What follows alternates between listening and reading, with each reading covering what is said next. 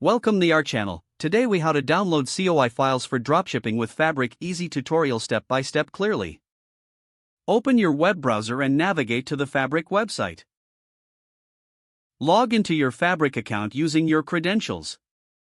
Once logged in, locate the navigation menu on the left side of the screen. Click on the dropshipping option within the menu. You will see a section titled COI Files. Click on the COI Files link to access the download section.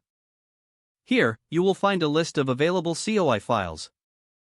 Select the file you need for your dropshipping operations. Click on the download button next to the chosen file. The file will begin downloading to your designated downloads folder. Once the download is complete, navigate to your downloads folder. Locate the downloaded COI file in that folder. Open the file to ensure it has downloaded correctly. If you encounter any issues, go back to the Fabric website and repeat the process. You are now ready to use the COI file for your dropshipping needs. If the page does not load, refresh the browser or try again in a private or incognito window. Make sure you are using the correct email address, then retype it carefully to avoid small typos.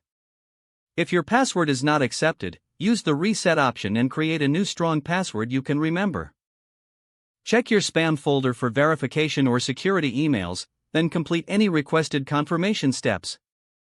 Enable two-factor authentication if available to improve account security and reduce unauthorized access risk.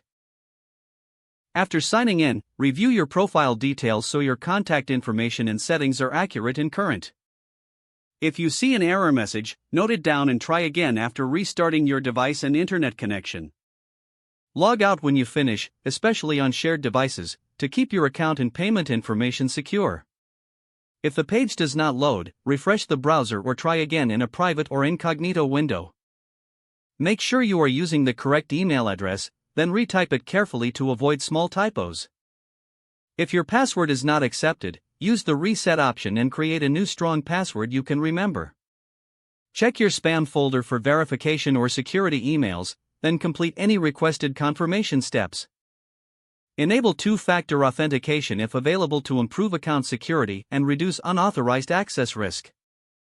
After signing in, review your profile details so your contact information and settings are accurate and current. Don't forget to like this video and subscribe to our channel for more step-by-step tech guides.